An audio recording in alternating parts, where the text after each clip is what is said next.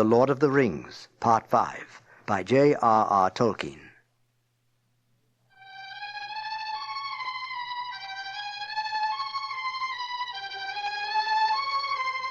Even as Frodo, still invisible because he was wearing the ring, tried to launch one of the boats and continue his quest on his own, Aragorn sped on up the hill in search of him. The horn of Boromir, he's in need. Alas, an ill fate is on me this day, and all that I do goes amiss. And where is Sam? Elendil! Elendil! A mile from the path, in a little glade not far from the lake, Aragorn found Boromir. He was sitting with his back to a great tree as if he was resting. But Aragorn saw that he was pierced with many black-feathered arrows. His sword was still in his hand, but it was broken near the hilt. His horn, cloven in two, was at his side. Many orcs lay slain, piled all about him and at his feet. Aragorn knelt beside him. Boromir, I tried to take the ring from Frodo. I'm sorry. I've paid. I slew 20 at least, but they've gone. The halflings, the orcs, have taken them. I think they're not dead. Orcs bound them.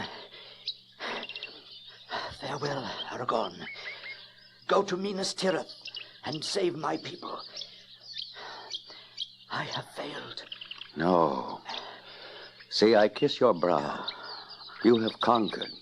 Few have gained such a victory. Be at peace. Minas Tirith shall not fall. Which way did they go? Was Frodo there?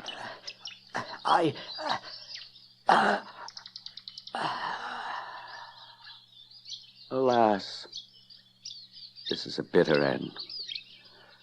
Now the company is all in ruin. It's I who have failed. Vain was Gandalf's trust in me. What shall I do now? Boromir has laid it on me to go to Minas Tirith, and my heart desires it, but where are the ring and the ring bearer? How shall I find them and save the quest from disaster? Who's there? Legolas. Aye, and Gimli. We've hunted and slain many orcs in the woods, but should have been more use here. We came when we heard the horn, but too late, it seems. I fear you're deadly hurt. Boromir's dead. Oh. I'm unscathed, for I wasn't here with him. He fell defending the hobbits while I was away upon the hill. The hobbits? Where are they, then? Where's Frodo? I don't know. Before he died, Boromir told me that the orcs had bound them. I didn't ask him if Frodo or Sam were with him, not until it was too late. All I've done today has gone amiss. What is to be done now? First, we must tend to the fallen. We can't leave him lying like carrion among these foul orcs. But we must be swift. He wouldn't wish us to linger. We must follow the orcs if there is hope that any of our company are living prisoners. But we don't know whether the ring bearer is with them or not. Are we to abandon him?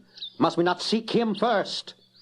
An evil choice is now before us. Then let's do first what we must do. We haven't the time or the tools to bury our comrade fitly or to raise a mound over him. A cairn we might build. The labor would be hard and long. There are no stones that we could use nearer than the waterside. Then let's lay him in a boat with his weapons and the weapons of his vanquished foes.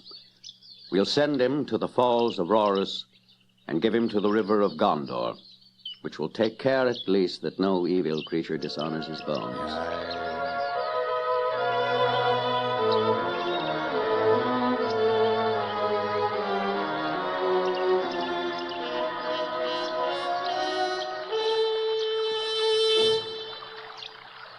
There is a strange tale to tell. There are only 2 boats upon the bank. We could find no trace of the other.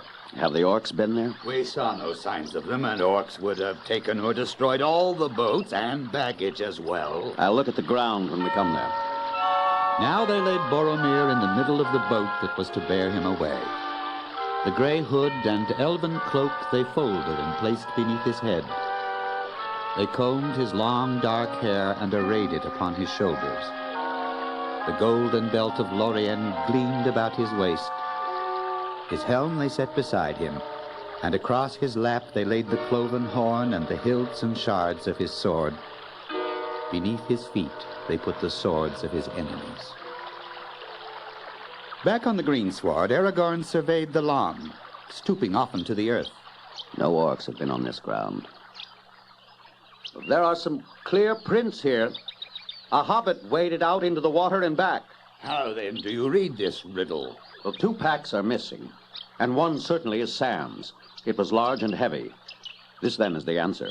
Frodo has gone by boat, and his servant has gone with him. But why should he leave us behind and without a word? That was a strange deed. And a brave one, Gimli. Sam was right, I think. Frodo didn't wish to lead any friend to death with him in Mordor, but he knew he must go himself. Something happened after he left us that overcame his fear and doubt. Maybe hunting orcs came upon him and he fled. He fled, certainly, but not, I think, from orcs. Well, so much at least is now clear. Frodo is no longer on this side of the river. Only he can have taken the boat. And Sam is with him. Only he would have taken his pack. Our choice, then, is either to take the remaining boat and follow Frodo, or else to follow the orcs on foot. I will follow the orcs. I would have guided Frodo to Mordor and gone with him to the end. But if I seek him now, in the wilderness, I must abandon the captives to torment and death. My heart speaks clearly at last. The fate of the bearer is in my hands no longer. The company has played its part. Yet we that remain cannot forsake our companions while we have strength left. Come, we shall make such a chase as shall be accounted a marvel among the 3 kindreds, elves, dwarves, and men. Aye. Forth, the 3 hunters. Like a deer, Aragorn sprang away. Through the trees he sped. The woods about the lake they left behind. Long slopes they climbed, dark, hard-edged against the sky, already red with sunset. Dusk came. They passed through, gray shadows in a stony land.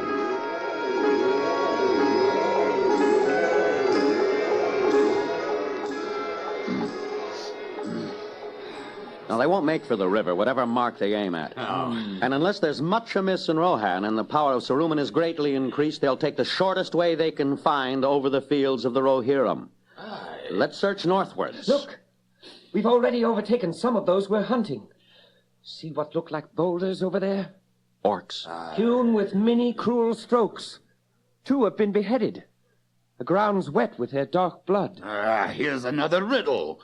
But it needs the light of day, and for that we can't wait. Yet, however you read it, it seems not unhopeful. Enemies of the orcs are likely to be our friends. Do any folk dwell in these hills? No.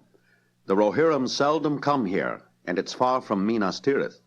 It might be that some company of men were hunting here for reasons that we don't know. Yet I think not. Well, what do you think, Aragorn? I think the enemy brought his own enemy with him. These are northern orcs from far away. Northern orcs? Among the slain are none of the great orcs with the strange badges. There was a quarrel, I'd guess. It's no uncommon thing with these foul folk. Maybe there was some dispute about the road. Or about the captives, Pippin and Merry. Let's hope they too didn't meet their end here. Now, let's see. Over here. At last. This is the way the orcs went after their debate. Let us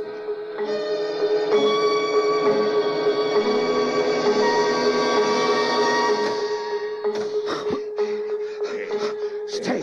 Don't follow me yet. What have you found? Footprints. Hey. Yes, they're quite plain. A hobbit's footprints. Aye. Pippin's, I think. Pippin? And look at this. The brooch of an elven cloak. Not idly do the leaves of Lorien fall. This didn't drop by chance. It was cast away as a token to any that might follow. I think Pippin ran away from the trail for that purpose. Then at least he's alive. Then Aragorn saw a shadow on the distant green, a dark, swift, moving blur.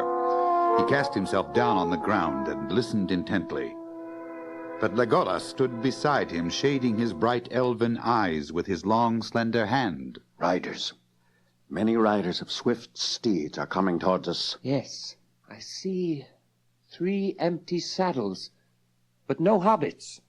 What do you know of these horsemen, Aragorn? They are the Rohirrim, the riders of Rohan. I've been among them. They're proud and willful, but they're true-hearted, generous in thought and deed, bold but not cruel, wise but unlearned, writing no books but singing many songs after the manner of the children of men before the dark years. Gandalf spoke of a rumor that they pay tribute to Mordor. We will soon learn the truth. Already they approach.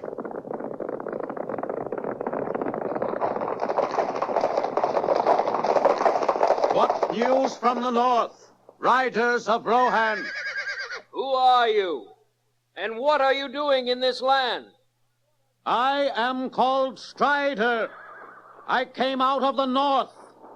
I am hunting orcs. That's no name for a man that you give. And strange, too, is your raiment. Have you sprung out of the grass?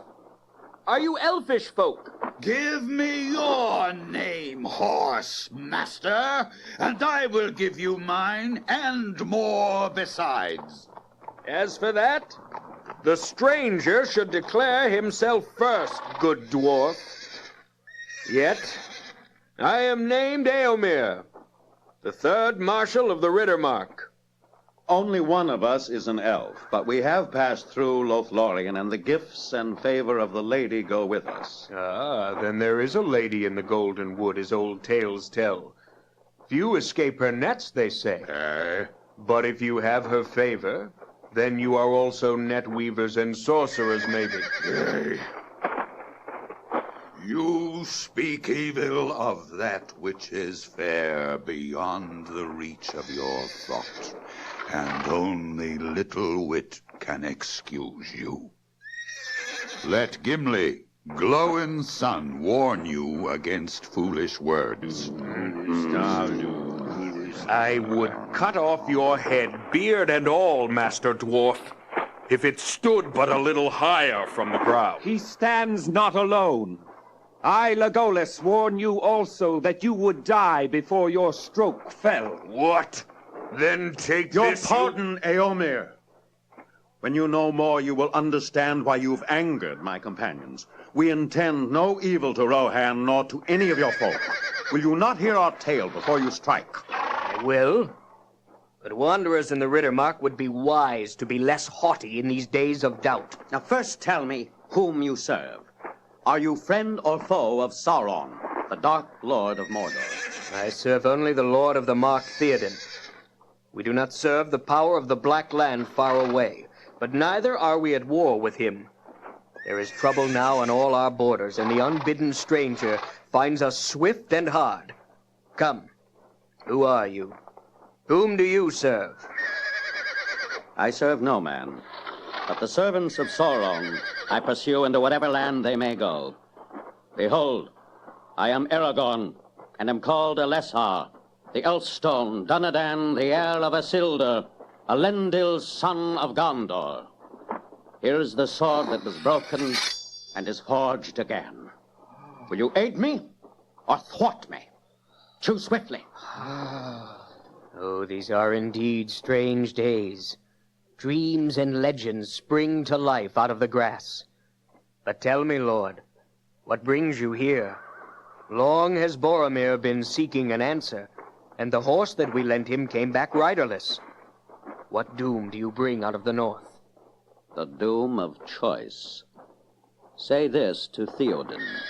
Open war lies before him with Sauron or against him. None may live now as they have lived, and few shall keep what they call their own. If chance allows, I will come myself to the king. Now I am in great need.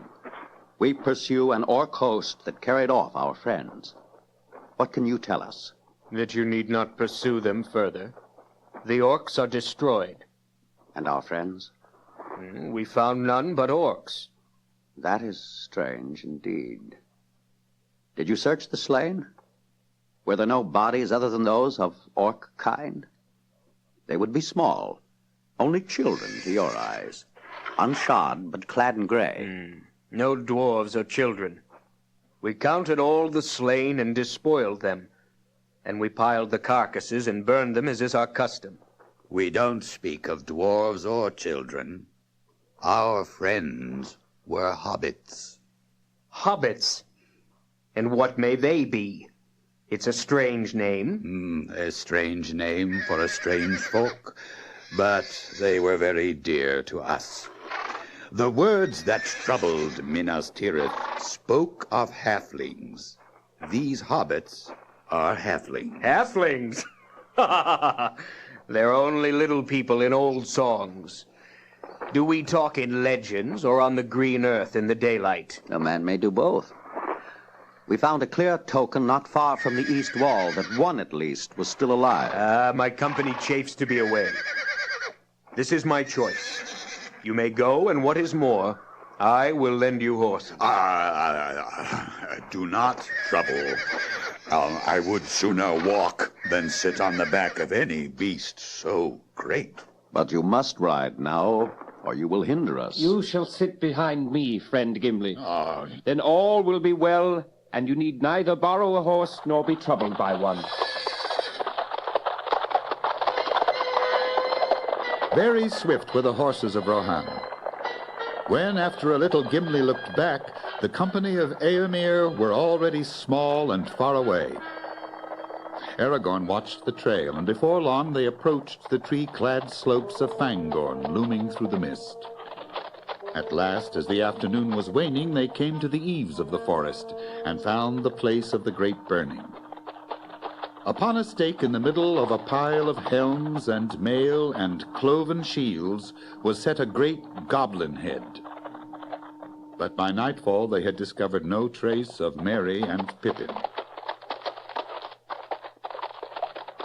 Now let's light a fire and make our camp under this spreading tree. If those unhappy hobbits are astray in the woods, it might draw them hither. And it might draw other things.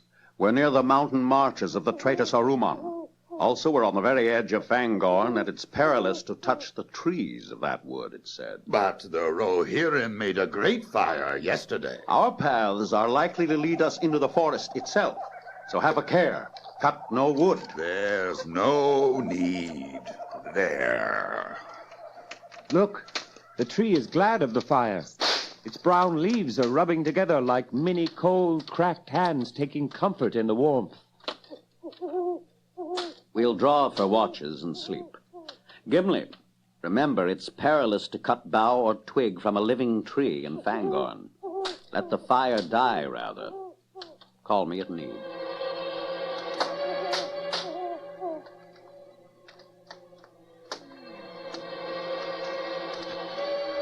Who's there? Who are you? It's an old man. Well, Father, what can we do for you? Come, be warm. Who? Hey. He's vanished. It was Saruman. The horses, they've gone. Who else but Saruman? He's gone up with our horses. There's more trouble coming to us, mark my words.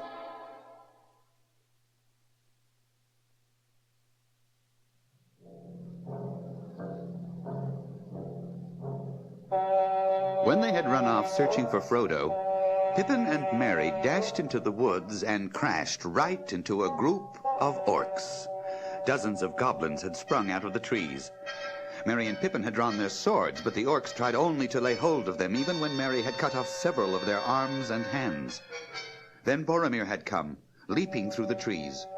He slew many of the orcs. But then they were attacked again, and the orcs shot a rain of arrows, always at Boromir alone. When no answer came to Boromir's great horn, the orcs had attacked more fiercely than before. Then Pippin did not remember much more until he woke later to find his wrists, legs, and ankles tied with cords. Beside him lay Mary, white-faced, with a dirty rag bound across his brow. Mary, are you all right? Rest while you can, you little fool. We'll find a use for your legs before long. You'll wish you'd got none before you get home. Lay quiet, or I'll tickle you with this blade of mine. Curse the Isengarders. You're right. There's no time for play on this trip. Why not kill them now? They're a cursed nuisance, and night's coming on. No! Orders! Kill all but not the halflings, they said. They're to be brought back alive as quick as possible. That's my orders. What are they wanted for? I heard one of them has got something that's wanted for the war, some elvish plot or other. Then why don't we search them and find out? We might find something we could use ourselves. That's a very interesting remark. I may have to report that. The prisoners are not to be searched or plundered. Alive as captured are my orders. No spoiling. Oh, well, they're not our orders. We've come all the way from the mines to kill. I wish to kill and then go back. Then you can wish again. I am Ugluk of the Uruk-hai, the fighting Uruk-hai. We slew the great warrior. I don't trust you, swine. You've no guts outside your own sties. We are the servants of Saruman, the wise, the white hand. The hand that gives us man's flesh to eat. We came out of Isengard and led you here, and we shall lead you back by the way we choose. I am Ugluk. I have spoken. You've spoken more than enough, Ugluk. I wonder how they'd like it in Lugbers. They might think Ugluk's shoulders needed relieving of his swollen head. Hey, Saruman is a fool, and a dirty, treacherous fool, but the great eye is on him. Who does he think he is? Saruman, with his filthy white badges. How do you like being called swine by the muckrakers of a dirty little wizard? It's orc flesh they eat, I'll warrant. What? Taste that! No! Any more? Want to lose their heads? Pick up the prisoners. Don't play any tricks with them. If they're not alive when we get back, someone else will die too. Here, drink this.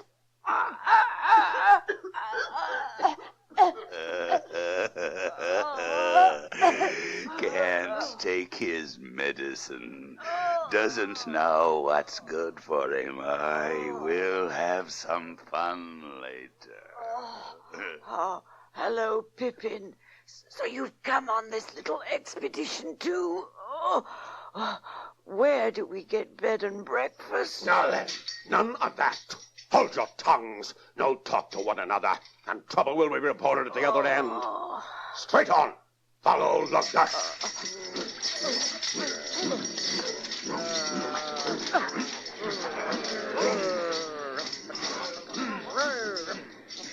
If I can just get at this brooch. Make them both run. Just use the whip as a reminder. Back into line. Come on now. Run, run, run, run.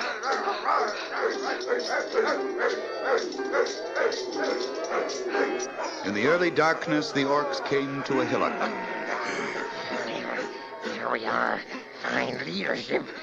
I hope the great Ugluk will lead us out again. Seems we're surrounded. Get those halflings down. You, Lugdash, get 2 others and stand guard over them. And not to be killed unless the filthy riders break through. Understand? As long as I'm alive, I want them. But they're not to cry out, and they're not to be rescued. Bind their legs. I I don't think much of this. I feel nearly done in. Don't think I could crawl away far, even if I was free. Lembas, I've got some of you. I don't think they've taken anything but our swords. Yes, I had a packet in my pocket, but it must be battered to crumbs. Anyway, I can't put my mouth in my pocket. You won't have to. I've been able to... Shut up, you. Now let me see what we have here. Little people shouldn't meddle in the affairs that are too big for them. What's in these pockets, eh? I don't think you'll find it that way.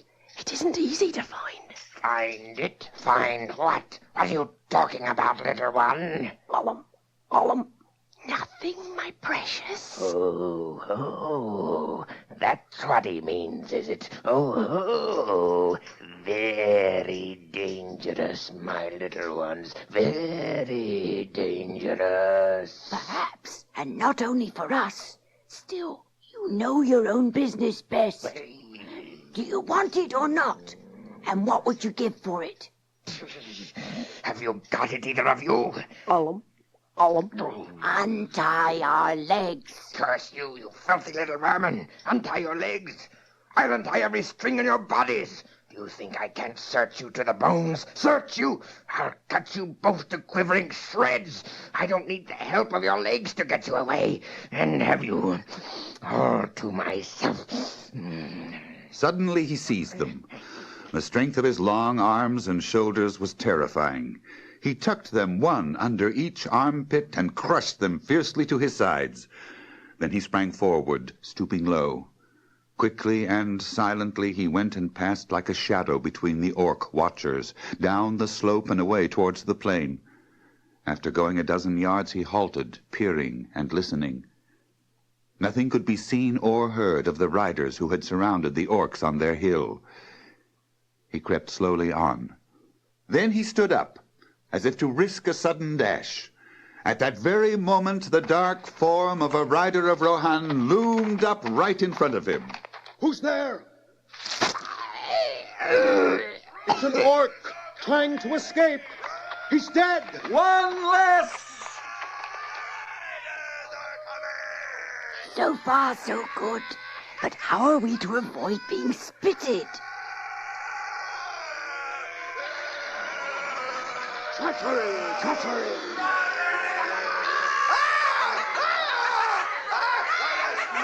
Now, if only we had our legs and hands free, we might get away. But I can't touch the knots, and I can't bite them. You need to try. I was going to tell you. I've managed to free my hands. The loops are only left for show. Oh, you better have a piece of lembas first. There. Ooh, that feels good. Those cords have cut me like wires. But my feet are getting warm again. I could stagger on now. What about you, Mary? Yes, I can manage it. And what about the Forest of Fangorn, eh? I wonder if anyone will ever pick up your trail and find that brooch. I'm afraid it's gone for good. You know, we've been warned against Fangorn. The forest seems better to me all the same than turning back into the middle of a battle.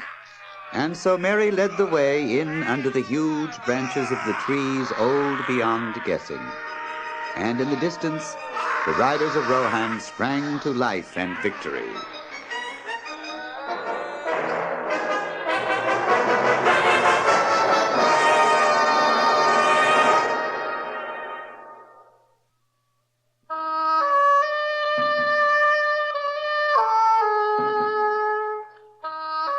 The hobbits went with as much speed as the dark and tangled forest allowed, following the line of the running stream up towards the slopes of the mountains, deeper and deeper into Fangorn forest. Slowly their fear of the orcs died away and their pace slackened. A queer, stifling feeling came over them. We can't go on like this. I want some air. Let's have a drink at any rate. Here's a stream winding around this tree root. Oh, the trees seem to be standing round us, rank on rank, just watching. I don't suppose you've lost us already. I suppose we could always follow the stream. Oh, we could if our legs would do it, and if we could breathe properly. Yes. Yes, it's all very dim and stuffy in here. It reminds me somehow of the old room back home at the great place of the Tooks, where the furniture has never been moved or changed for generations. Ooh. Look at all those weeping, trailing beards and whiskers of lichen. And most of the trees seem to be half covered with ragged, dry leaves that have never fallen. Untidy. I can't imagine what spring would look like here if it ever comes, still less a spring cleaning. Hello. See that yellow light? The sun must have run out of a cloud, or else she's looking down through some opening. It isn't far. Oh, let's go and investigate.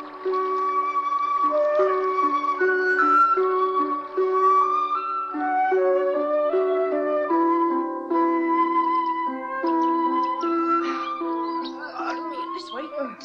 It's rock wall here. It's something like a stair. Oh, made by the weather, I expect.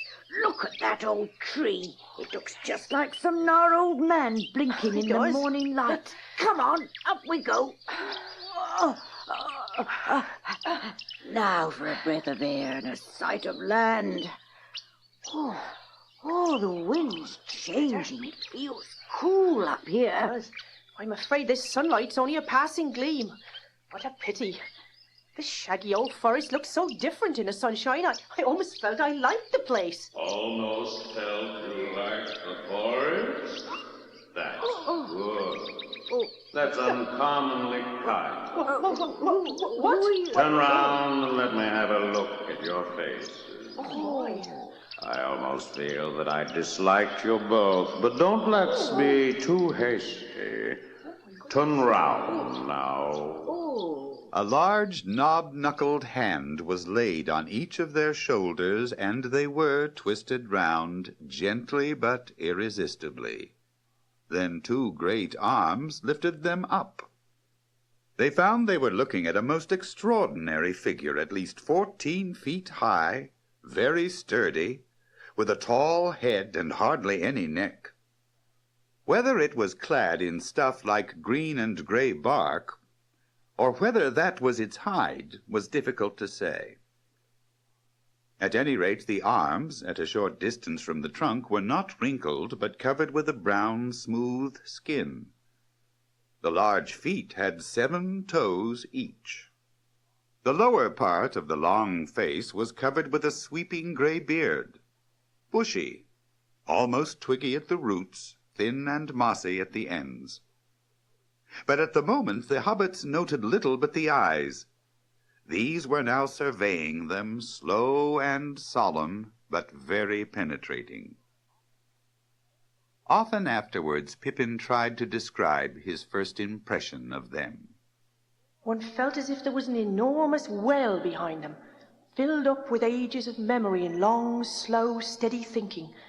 But their surface was sparkling with the present, like sun shimmering on the outer leaves of a vast tree or on the ripples of a very deep lake. I don't know, but it felt as if something that grew in the ground, asleep you might say, or just feeling itself as something between root tip and leaf tip, between deep earth and sky, had suddenly waked up and was considering you with the same slow care that it had given to its own inside affairs for endless years. Hello. Oh, very odd indeed. Don't be hasty. That's me motto. But if I'd seen you before I heard your voices, I like them. Nice little voices. They remind me of something I can't remember. If I'd seen you before I heard them, I'd have just trodden on you, taking you for little orcs, and found my mistake afterwards. Very odd you are indeed. And please, who are you? And what are you? Oh, now, well, I'm an Ent. Well, that's what they call me. Yes. Ent is the word. The Ent I am, you might say, in your manner of speaking. Fangorn is my name, according to some. Treebeard, others make it. Treebeard will do. Ned, what's that? What are you, I wonder? I can't place you. You don't seem to come into the old lists I learned when I was young. Let me see. How did it go? Yes. Learn now the lore of living creatures. How did it go?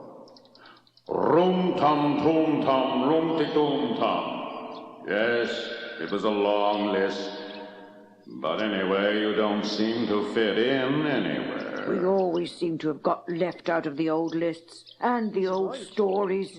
Yet we've been around for quite a long time. We're hobbits. That's what we call ourselves. Why not make a new line for the list? Half-grown hobbits, the hole dwellers. He put us in next to man. So, you live in holes, huh? Come now. Not so hasty. You call yourselves hobbits. You shouldn't go telling just anybody. And I'm a brandybuck, though most people call me Merry. And I'm a took, but I'm generally called Pippin. What is Gandalf up to? And these orcs? And young Saruman down at Isengard? I like news, but not too quick now. And you know Gandalf? The only wizard who cares about trees. Do you know him? Yes, we did. He was a great friend and he was our guide. But what side are you on? And what are you going to do with us? I'm not going to do anything with you. We might do some things together. I don't know about sides. I go my own way. Always my own. But you speak of Master Gandalf as if he was in a story that had come to an end. Yes, we do. The story seems to be going on, but I'm afraid Gandalf has fallen out of it. Come now. Well, I don't know what to say. Come now. Wouldn't you like to put us down? You must be tired of holding us up. Tired? No, I'm not tired. I don't easily get tired. And I don't sit down. I'm not very bendable. Let's leave this. Did you say what you call it? Hill? Shelf? Yes. Step? Hill, shelf, no, hill, that was it. Yes. But it's a hasty word for a thing that has stood here ever since this part of the world was shaped. Dear. Never mind. Let's leave it and go. Oh, go? Where shall we go? To my home, or one of my homes. Oh.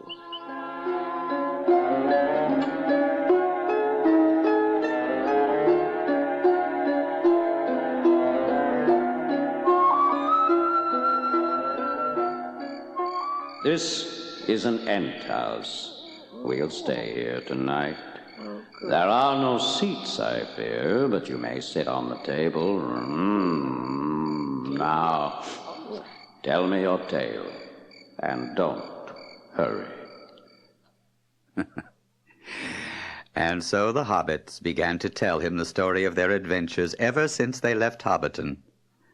They followed no very clear order, for they interrupted one another continually. They said nothing whatever about the ring, and he didn't ask for the reasons why they had set out. He made them describe the Shire, and then... You never see any ants round there, do you? Well, not ants, ant-wives, I should really say. Ent wives? Are they like you at all? Yes. No, I don't really. No, now. But they would like your country, so I just wondered. No? I don't think so, no. Well, what you've told me is a bundle of news, and no mistake. But Saruman now. Saruman is a neighbor. I can't overlook him. I must do something, I suppose. I've often wondered lately what I should do about Sir Ulmund. He has a mind of metal and wheels, and he don't care for growing things, except as far as they serve him for the moment. He and his foul folk are making havoc now. Down on the borders, they're felling trees. Good trees. Curse him, root and branch. Many of those trees were my friends, creatures I'd known from nut and acorn. Many had voices of their own that are lost forever now. Yes. I will stop it. And you shall come with me. You may be able to help me. We'll come with you. We'll do what we can. Yes. Yes, I'd like to see the White Hand overthrown. I should like to be there even if I couldn't be of much use. I'll never forget Uglock. Good, good. But I spoke hastily. We mustn't be hasty. I've become too hot. I must cool myself and think, for it's easier to shout, "Stop," than to do it. Let me see now.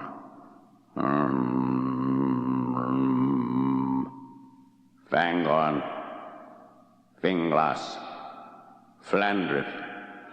Aye. Well, now, I'm going to stand up and take a little sleep. Where will you stand? We usually lie down to sleep. Lie down to sleep? Yes. Well, you lie on the bed. I'm going to stand in the rain and the waterfall. Good night. So Merry and Pippin climbed onto the bed and curled up in the soft grass and fern. It was fresh, sweet-scented, and warm. In the morning they woke to find a cool sun shining into the great court and onto the floor of the bay. Good morning, Merry and Pippin. You sleep long. I've been many 100 strides already today. Now we'll have a drink and go to Entmoot. Where's Entmoot? Entmoot. It's not a place, it's a gathering of Ents. We shall meet in the place where we have always met. It's a way south from here. We must be there before noon.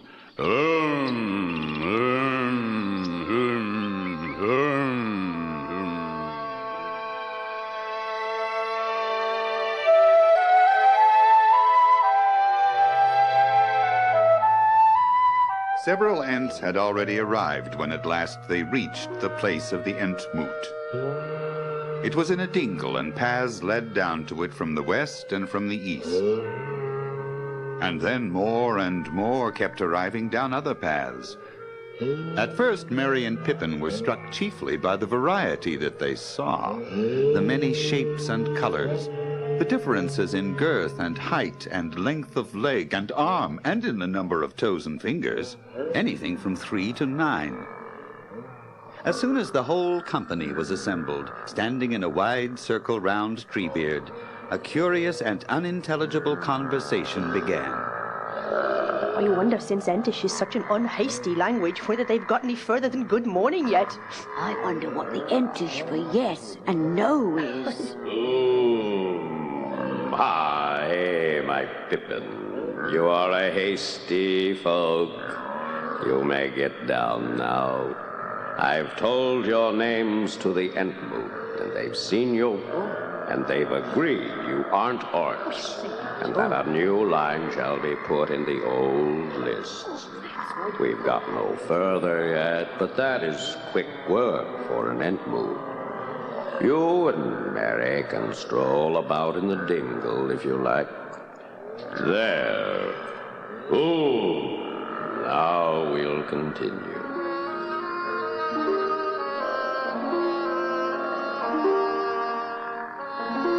A second night came, and still the Ents held conclave under hurrying clouds and fitful stars. The third day broke, bleak and windy. The afternoon came, and the sun, going west towards the mountains, sent out long yellow beams between the cracks and fissures of the clouds. Suddenly they were aware that everything was very quiet. The whole forest stood in listening silence.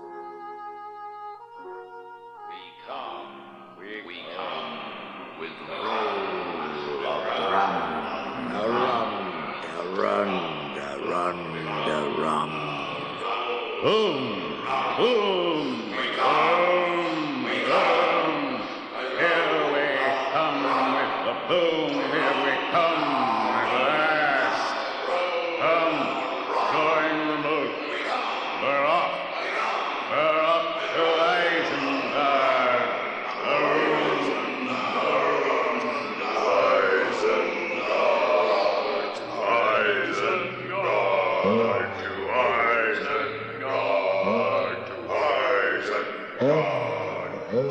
The Ents descended into a long fold of the land that fell away southward. Now they began to climb up and up onto the high western ridge. The sun sank behind the dark hill in front, and a gray dusk fell. The number of Ents seemed to have grown. On the dim, bare slopes that they'd crossed, Pippin thought he saw groves of trees, moving groves. The trees of Fangorn were awake, and the forest was rising, marching over the hills to war. The great gray shapes moved steadily onward. There was a noise like wind in many branches. The Ents were drawing near the crest of the ridge, and all the song had ceased. Night fell, and there was silence. Then, finally, at last, they stood upon the summit and looked down into a dark pit, the valley of Saruman. Night lies over Isengard.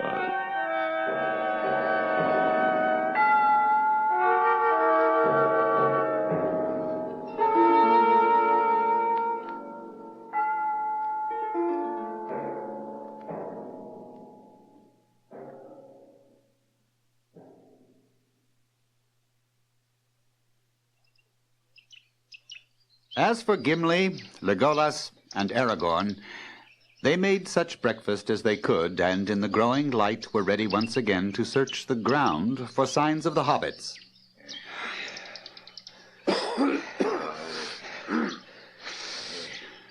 Let's go up here, up this rock wall, and look about us.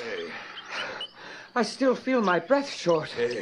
I'm almost sure the hobbits have been up here too.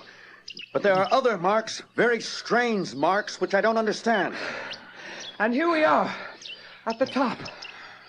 And nicely caught in the net, too. Look. Look at what? There, in the trees. Where? I don't have elf eyes. Hush! Speak more softly. Look. Down in the wood. Back in the way that we've just come. It's he. Can't you see him passing from tree to tree? I see. I see now. Look, Aragorn, didn't I warn you? There's the old man all in dirty gray rags. That's why I couldn't see him at first. Your bow, Legolas, bend it. Get ready. It's Saruman. Don't let him speak up. Put a spell upon us. Shoot first. But why are you waiting? What's the matter with you? Legolas is right. We may not shoot an old man so at unawares and unchallenged. Whatever fear or doubt be on us, watch and wait. At that moment, the old man quickened his pace and came with surprising speed to the foot of the rock wall. Then suddenly he looked up while they stood motionless, looking down. There was no sound. They couldn't see his face. He was hooded, and above the hood he wore a wide-brimmed hat, so that all his features were overshadowed, except for the end of his nose and his gray beard. See the gleam of his eyes. Well met indeed, my friends. I wish to speak to you. Won't you come down, or shall I come up? I'll come up. Now, stop him, Legolas. Didn't I say I wish to speak to you? Put away that bow, Master Elf. Ah! And you, Master Dwarf, pray take your hand from your axe haft till I am up. You won't need such argument. There, I'm up. Well met, I say again. And what may you be doing in these parts? An elf, a man, and a dwarf, all clad in elvish fashion. No doubt there's a tale worth hearing behind it all. Such things aren't often seen here. You speak as one that knows Fangorn well. Is that so? No, not well. That would be the study of many lives. No, I come here now and again. Might we know your name and then hear what it is that you have to say to us? The morning passes and we have an errand that will not wait. Well, as for what I wished to say, I have said it. What may you be doing, and what tale can you tell of yourselves? As for my name... my name... Haven't you guessed it already? You've heard it before, I think. Yes, you've heard it before. But come now, what of your tale? But why are we standing? Your errand, you see, is no longer as urgent as you thought. Let's sit down and be more at ease. The old man turned away and went towards a heap of fallen stones and rock. Immediately, as if a spell had been removed, the others relaxed and stirred. Gimli's hand went at once to his axe haft. Aragorn drew his sword. Legolas picked up his bow. The old man took no notice, but stooped and sat himself on a low, flat stone. Then his gray cloak drew apart, and they saw beyond doubt that he was clothed beneath all in white. Saruman, speak.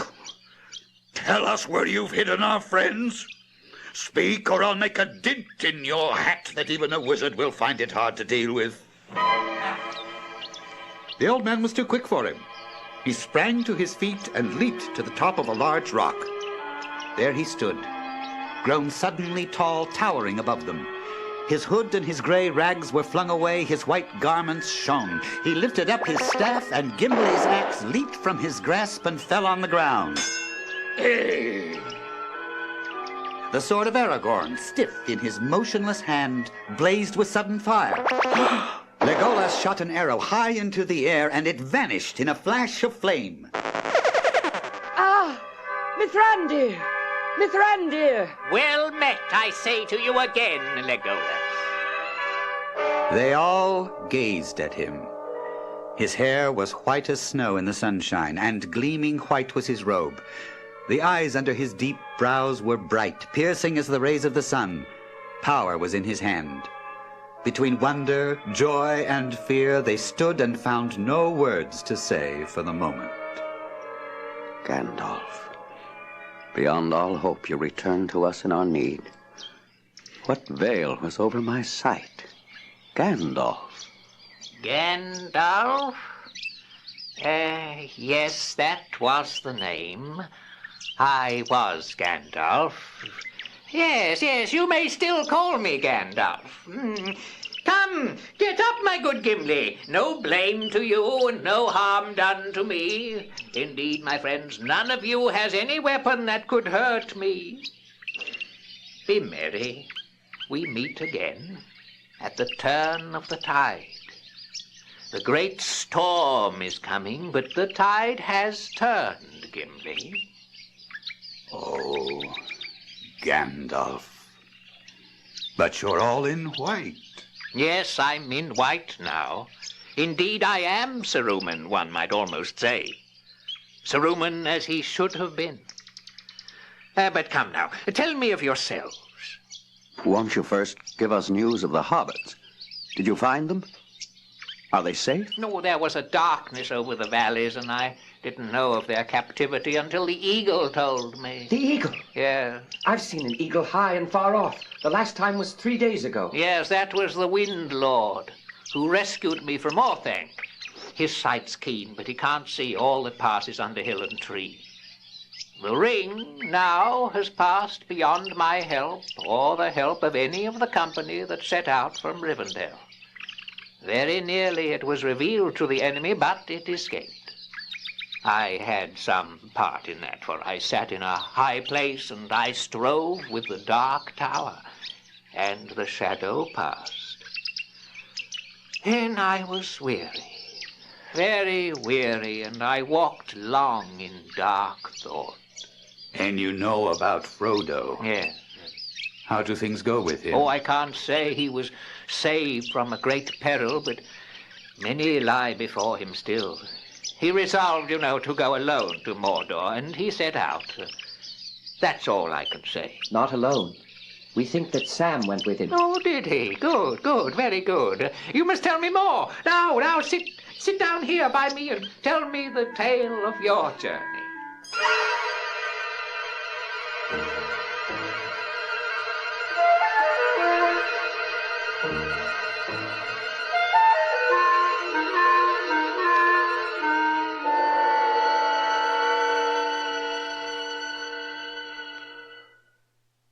You've been listening to The Lord of the Rings by J.R.R. Tolkien, adapted for radio by Bernard Mays, and featuring Tom Luce as Aragorn, Eric Bowersfeld as Boromir, John Vickery as Legolas, Matthew Locricchio as Eomer, Pat Franklin as Merry, Mac McCadden as Pippin, Tom Luce as Treebeard, Bernard Mays as Gandalf, and Gail Chugg as Gimli and the narrator.